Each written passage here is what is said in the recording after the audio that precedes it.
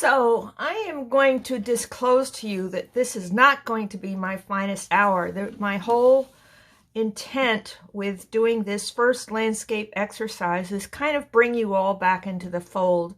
And in doing so, I've kind of gotten stilted myself and doing a very simplistic landscape. I also intend that in the future weeks, we're going to get a little more complex in the way we handle the paint and some of the subject matter. But this really, as you kind of probably know, I've been doing some more abstract painting and less realistic stuff. So I am going to do this pretty fast, but I want to include key functions that I think that all of you just need to be reminded of or learn for the first time. I showed you those washes for skies in the beginning, and I am going to just quickly do that so that you can just see process. This is a very basic process for setting up a sky in a watercolor. And I'm just putting clear water on, and we'll really charge in the colors that I use for the sky.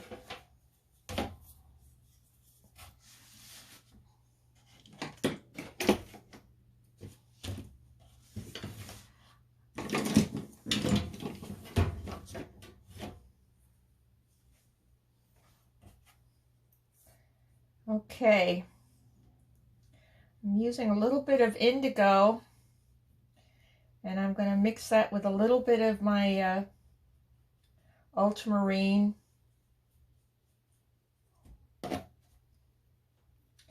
And a little bit of the alizarin.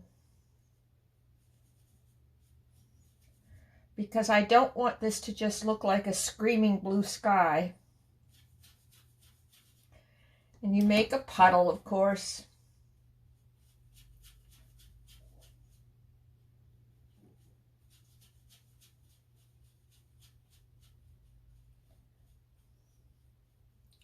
I'm actually going to put in a little bit of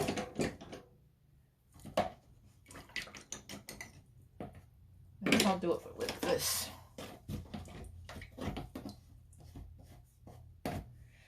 I'll first put in a little bit of raw sienna just so that it doesn't get too blue.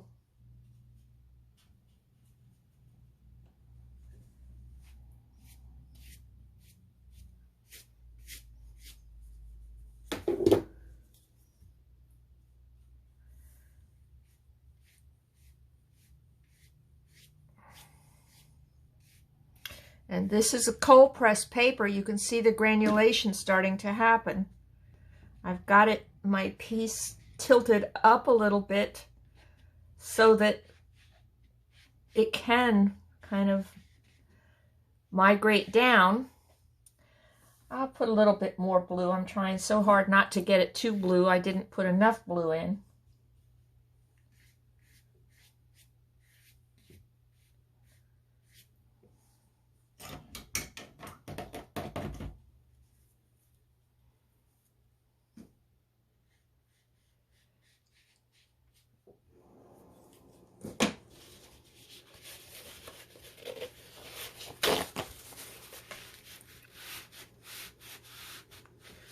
In a lot of cases, I'd probably wait for some of this to dry, but I want to just get this video to you guys. So I'll start somewhere else instead of the mountains so that I can get some color in.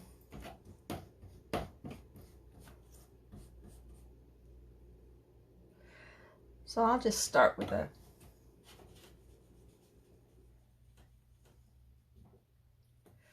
again, creating a, this ends up being more of an underpainting than the real painting. I don't want to do it too fast, but I don't want to do it too slow either.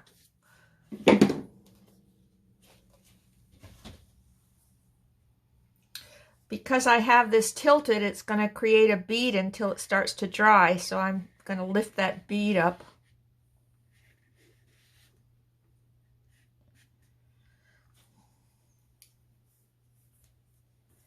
And I'll start on this foreground a little bit.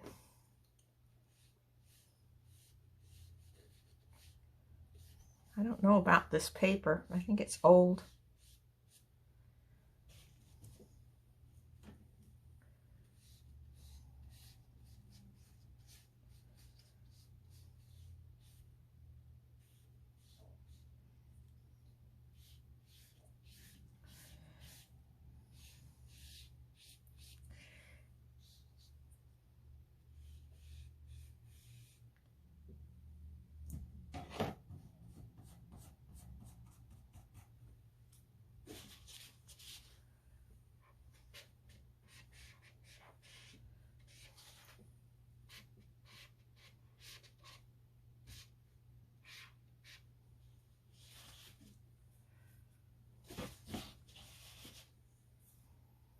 Let's see.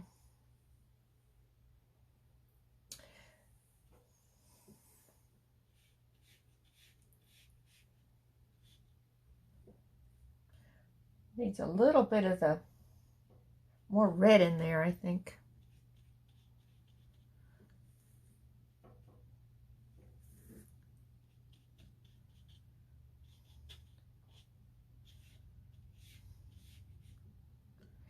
You notice that this is the slough. I haven't made the, some people in my acrylics class are working with trying to create a path or a water scene.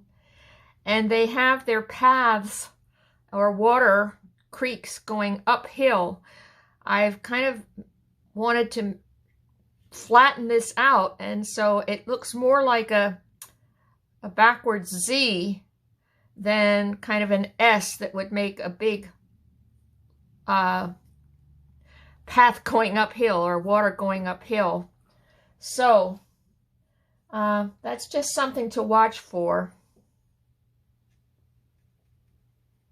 This is going to be an underpainting pretty much for the rest of my working with it.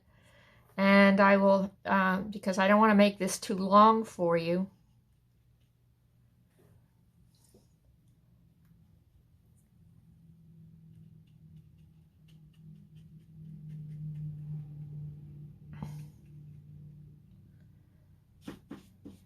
I might have to just start it and then give you a photo of the finished thing.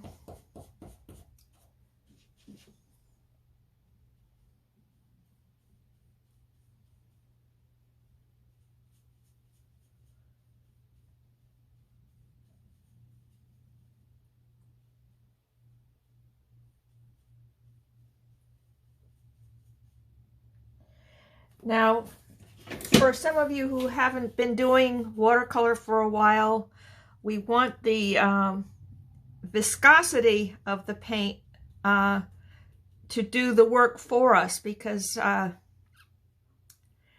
can make a difference.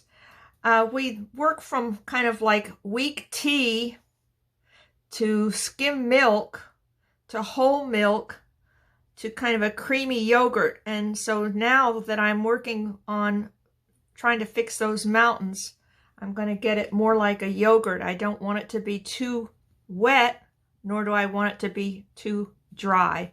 So you can see there's far more pigment in this than in that which I use for the sky. So it's just adding more pigment, less water. That is a theme. So this may leach a little bit, which is not a bad thing because the mountains are in the background. It doesn't matter if I have a hard edge or not. It can be softened just if it gets a little bit wet.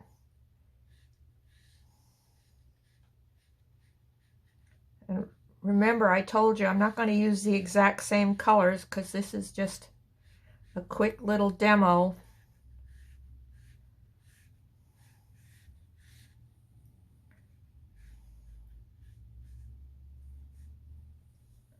I actually want that to get darker, so I want more pigment, less water. I'm using a lot of indigo because indigo is staining, and it's what I'm using that's the darkest right now.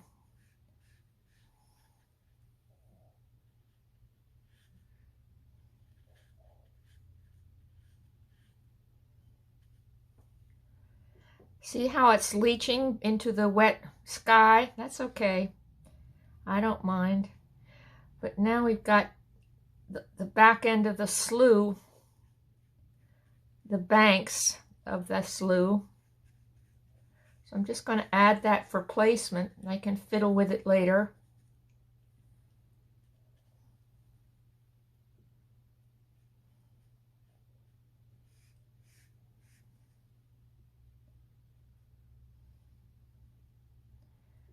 See, this has all gotten softened because it was wet and wet. I'll leave that too. This is all about blocking in right now. And if the edges are softer and bleed a little bit, I don't care. I can take another pass at it a little later. And make the edges a little harder. And again, we're going into a more pigment, less water with raw sienna and a little bit of the cad red light. I think that's too much cad red light, but we'll see. So it ends up being a blue and orange painting for pretty much what I talked about. This is going to be more abstract than real right now, just to get it out. I'm not going to take 6 weeks to finish it. It's just a... And see how I've kind of staggered that? That creates the illusion that it's not... It helps it so that it's not going to look like it's going uphill either.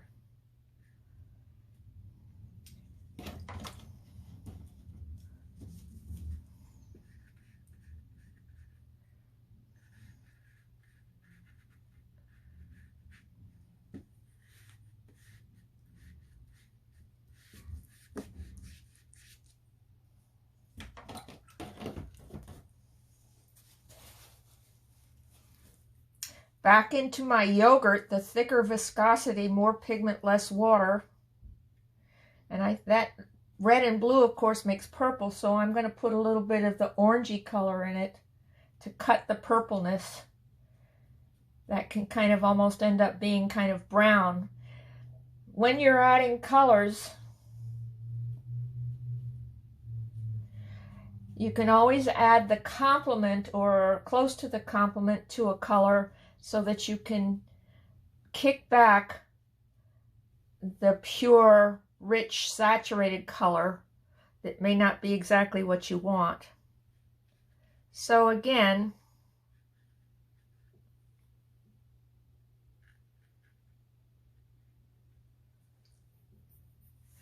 this is too wet for me to do what I really want to do with it, but I'm just doing it for placement right now.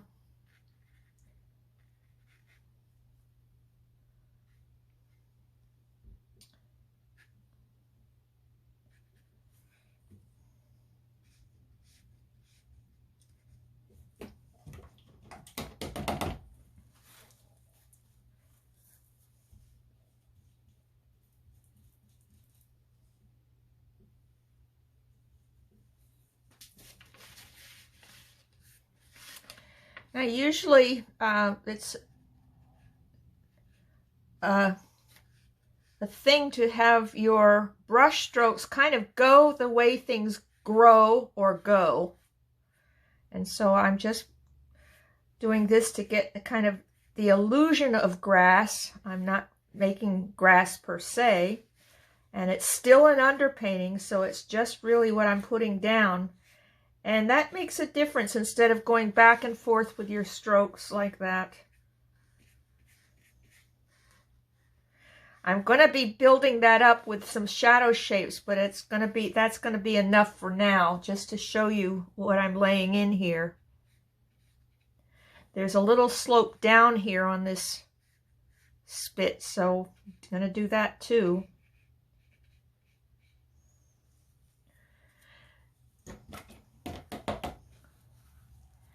Now I'm going to just kind of fill this area right behind the shed with just a little dark. I have no idea what's back here, and if you can't see something, you can't paint it really, can you? So that's it for now. Let it live there for a while until I get further along in the painting. But that's enough for now. What I like is, yes, the water is bluish, and it's also reflecting some of what we're doing there. I'm going to save this for a little while to complete later. But what I do like is I'm going to go into my lemon yellow, which is a cool yellow, and my cerulean blue, which is considered a neutral or a cool, to make kind of a greenish color. And you can tweak that back and forth the way you want to, but for now, this is what I've got.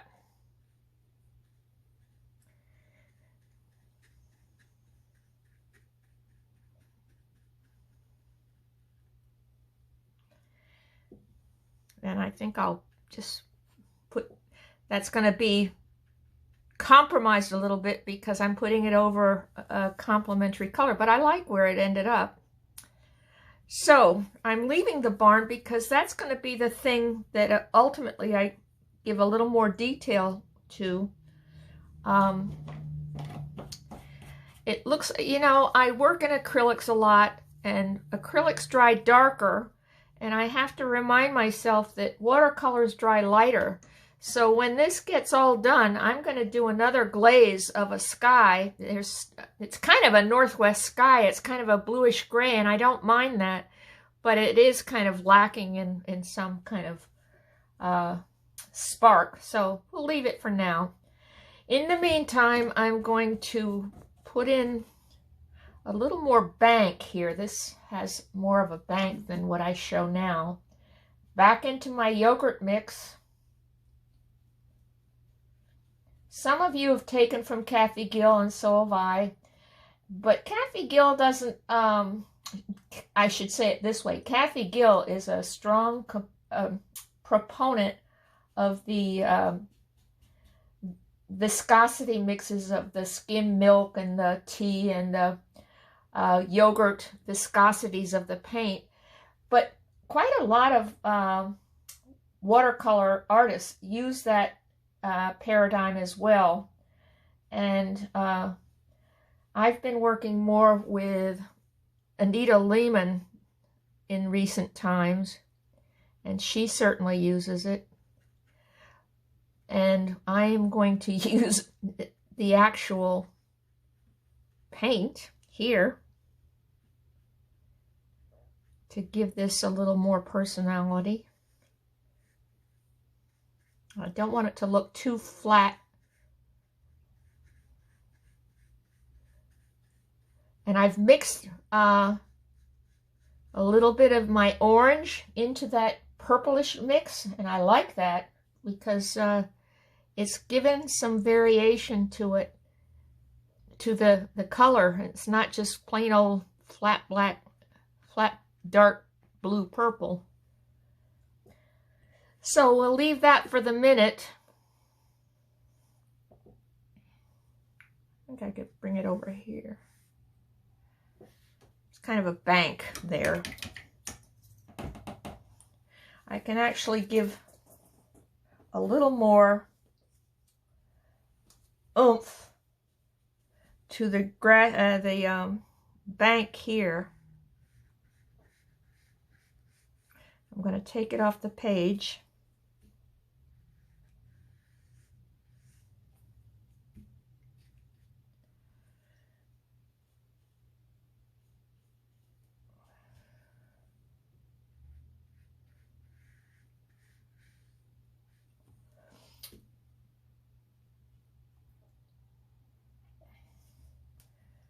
throwing in some raw sienna to break up the orangeness of it.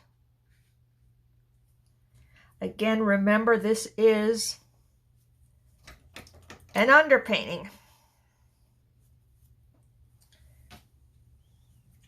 I like that green, and so a thing I think you need to remember, and I know you do, is that when you have a color, it's a good idea to put it in 2 other places at least, even if it gets washed out a little bit, so that it doesn't look like you just pasted it on, is what I was trying to say.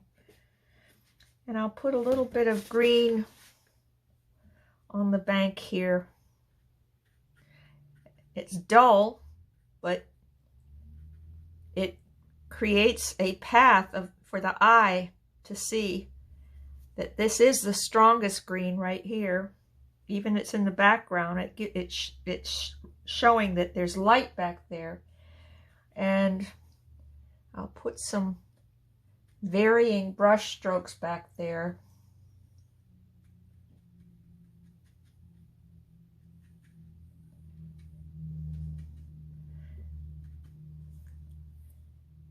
Just to kind of give it a little bit of texture so that they're not all looking like I've gone back and forth with a brush.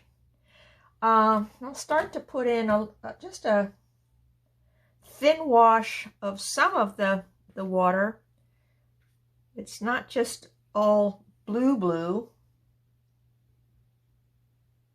And I'm putting this in thin, as if we were thinking about wheat tea, because I can go over that with other glazes, and I've got to remember that I'm doing watercolor and need to leave a little bit of white, but that's not what I'm about right now.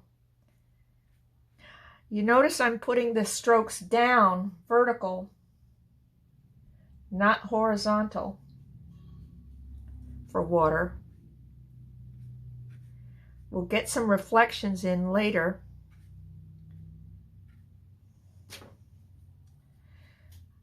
I don't want too much of the orange there, but we'll tighten up on that later. And actually I can put a little bit stronger blue in the back part of the slough.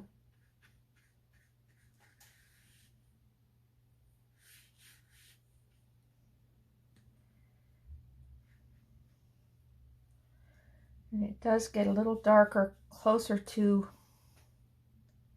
this grass.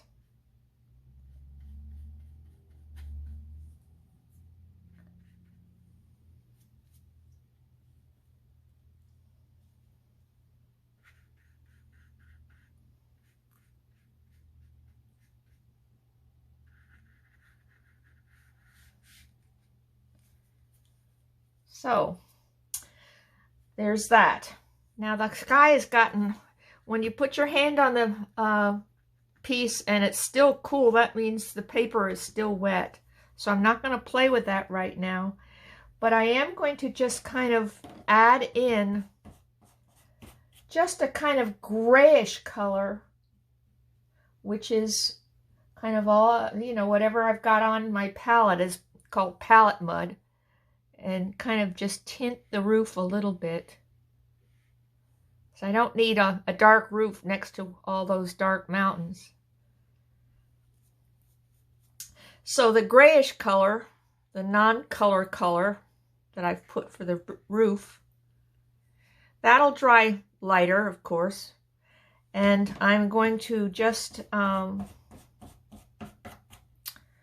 block in a more neutral warm color. See, we have cools and warms, darks and lights, soft and hard edges. Painting, no matter whether it's watercolor or acrylics, oils, pastels, whatever, it's all about contrast, and it's all about the design elements and playing them one against the other. Soft, hard, dark, light, warm, cool, all those things apply to whatever medium you're using. So I haven't hardened up on those edges and created shadow shapes yet because I know it'll run. Well, you know, I'm going to try it anyway. Don't run too much, please.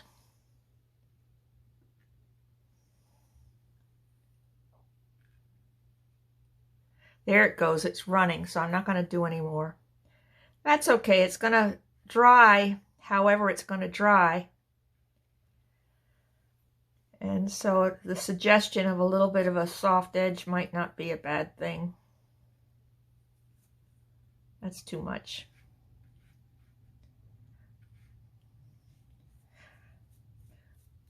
But that is an underpainting. I will be going back in and creating some more interest and texture in the foreground.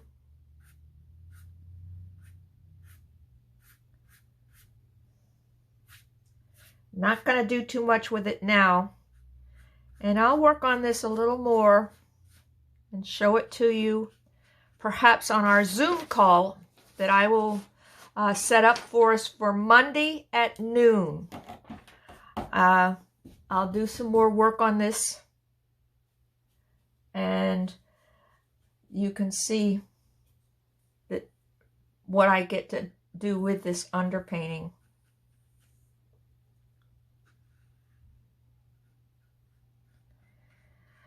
The following week will be a still life, and I will set one up for myself, and I'll take pictures of it and send you pictures of it if you like, or you can certainly set up your own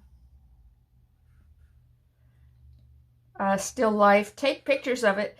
Actually, take pictures of it for sure if it's fruit, because you know fruit turns. I'm probably choosing not to do